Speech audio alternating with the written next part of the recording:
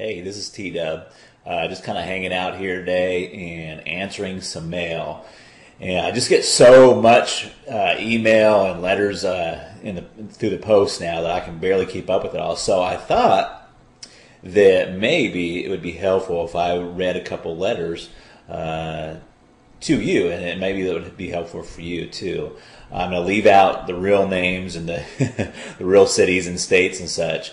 But I've got a letter here from Karen. This actually came by email. I'm going to call her Karen. Her name rhymes with that, but I'm going to call it Karen.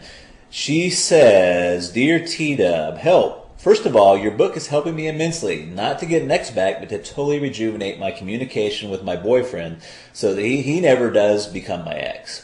That's good. I'm dead stuck on one thing, though. You say that we train people to treat us badly, and I completely get that. You also say that we should reward good behavior, but not bad behavior. So here's my roadblock.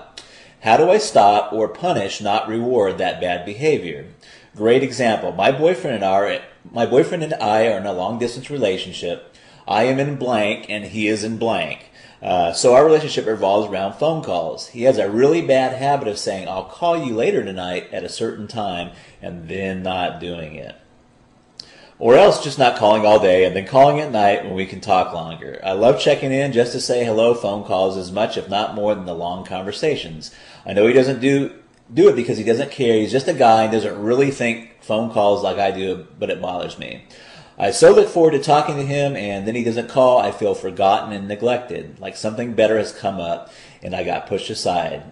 Even though in my heart I know it isn't true, these small things create a little seed of resentment inside of me, and sometime in the future it causes an inevitable fight over something totally unrelated.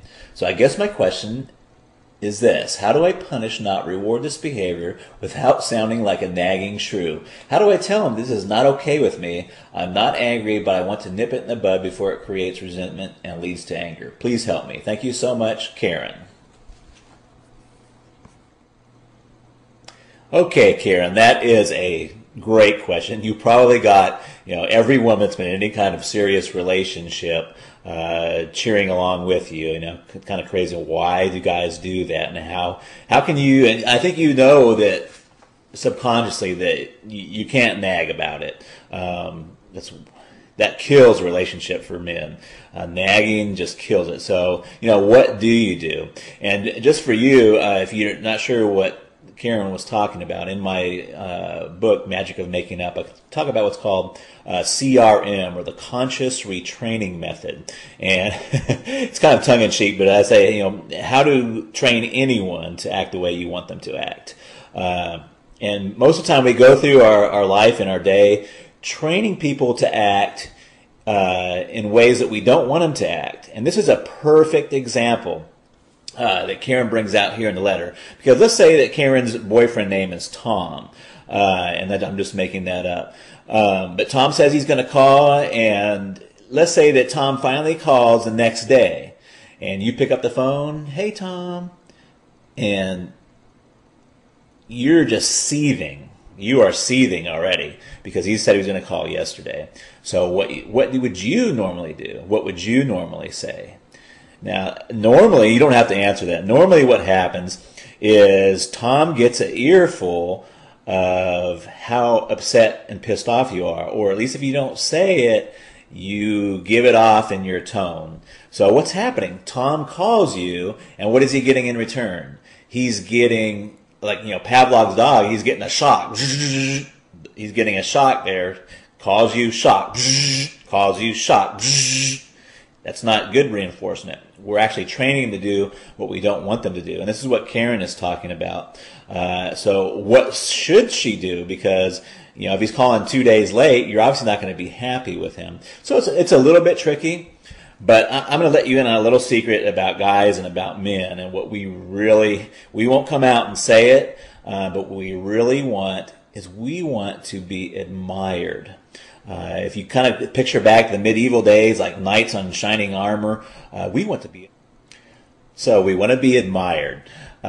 We don't want nagging. Nagging equals bzz, shot, bzz, shot. And that's nagging. We want to be admired. If you go back to the old medieval days,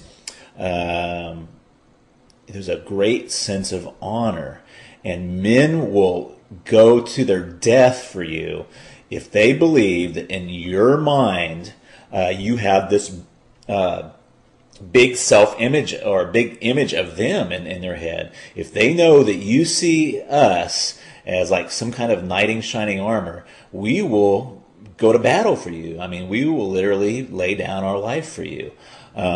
So what you do and how you how you play that to your advantage is when we do little things.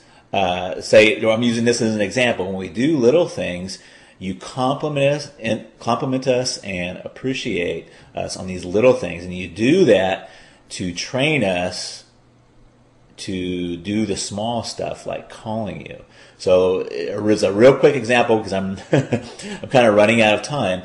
If he does something small, let's say he does call you on time, and you say, "Hey Tom, gosh, yeah, you were right on time this time. I really appreciate and I admire how you are a man of your word.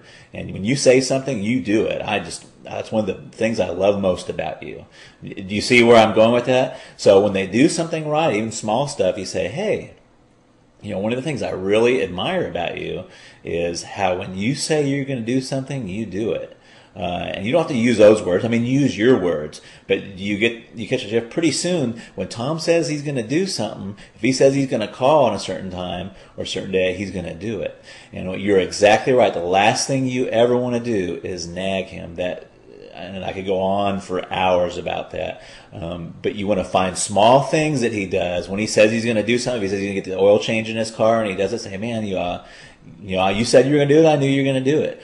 And even if you have a little bit of doubts, just give him the benefit of the doubt. And pretty soon, if you keep doing that, keep reinforcing that, he is going to come to a point where he thinks that in your mind, when you think of him, he's like that knight in shining armor, and he will go to his death for you.